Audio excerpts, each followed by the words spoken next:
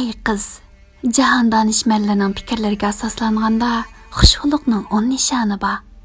Ular birinchisi yaxshi ishlarda, yaxshi odamlar bilan hamisha birga bo'lmoq. Ikkinchisi nafsning kayni kirmaslik. Uchinchisi o'zgalarning aybini ismaslik. To'rtinchisi birovda biror ayb yuz bersa, uni yaxshilikqa buyurmoq.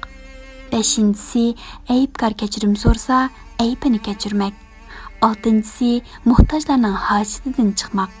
Yettinchisi o'zining g'amini qilmay, boshqalar to'g'risida qayg'urmoq. Sakkizinchisi o'z aybini tan olmoq. To'qqizinchisi ochiq chiroy bo'lmoq.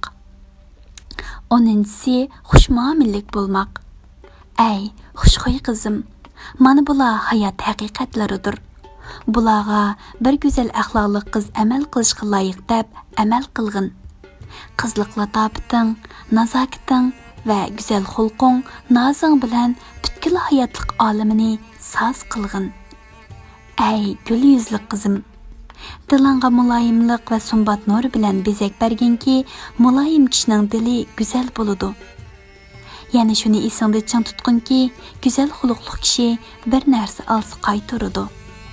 Yaxshilikdan mahrum qilinsa, yaxshilik qiladi. Zulmga uchirsa, murovat qiladi. Shunda qilgan kishidan odamlar ulgu oladi. Yaqinlik, muloyim xulqli kishining hamma ayblarini quyosh nuri qorni eritib etgandek eritib yo'q qilib etadi.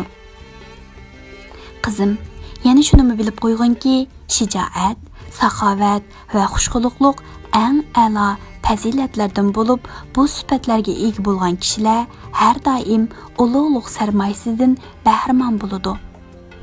Bu sifatlar ichida xushxuluqlik alohida diqqatga sazovardir. Chunki shijoatga nagan-naganda ehtiyoj tug'iladi. Saxovat oliy fazilatlardan bo'lsa-mu, uningga hamma kishi muyassar bo'lavermaydi. Uning hadisdan chiqish uchun kishilarga har xil shart-sharoitlar kerak. Ammo xushxuluqlik shunday narsaki, uningga hamma odam tirishsa erisha oladi. Yaqinlik, muloyimlik xuluq egasidan ulug' ushoq hammasi xursand bo'ladi.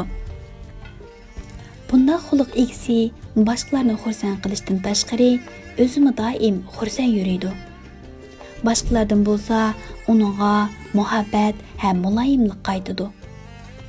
Ey xushnava qizim, muloyim bo'lish oldi bilan tarbiyaga bog'liq. Ondan qolsa, shu qizning o'zini tarbiyalashiga bog'liqdir. Kichkida muloyim o'sgan bir qizning cho'ng bo'lishiga ergishib, o'zini tarbiyalashiga ahamiyat bermasa, davomli adab qoida o'rnib turmasa, cho'ng bo'lgan sari mijozi usollashib, to'ng, qo'pol bo'lib qolishi mumkin. Shuningga o'xshash kichkida yaxshi tarbiyalanmagan bo'lsa-mu, keyin unsiz tarbiya shakli bilan o'zini tarbiyalashiga ahamiyat bilan qaragan qizlar aksicha nihoyat muloyim, xushxuy, nazokatli bo'lishi mumkin. Faqat qanday bo'lishi xarakterning yaxshi yoki yomon bo'lishiga bog'liqki, mijozimni o'zgartirmaydi ekanman. Mushundoq o'ynib qoptiman, qo'polligimni kechiring deyish bu madaniy dunyoga, madaniy kishilarga nisbatan oqmaydigan so'z. Yaxshi xuluqlarni doim o'zingizga yar qilay desangiz, ilm o'rganishni bir kunmi to'xtatmang qizim. Ilmli kishilar bilan ham suhbatda bo'ling. Ularning esil xuy-fe'llaridan o'rganing. Ularni ulgu oling. O'zingizmi shulardek esil xuluqli bo'lishga tinmasdan tirishing. O'zingizni ana shunday takomillashtirish chiqqan sari sizning esil xuy-fe'lingizdan kishilarning dili suyunadi qizim. Ey murvatli qizim, yaxshi xuluq sizning umrlik bezgingizdan biri bo'lib qolsin. Hayot yo'lingizda tasodifiy xavf-xatarlarga va mushkulotlarga yo'liqqaningizda go'zal xulqingiz bilan jahonni muhabbatga to'lgan navo dunyosiga aylantirib, nazokatingiz bilan ta'sirlantirgaysiz.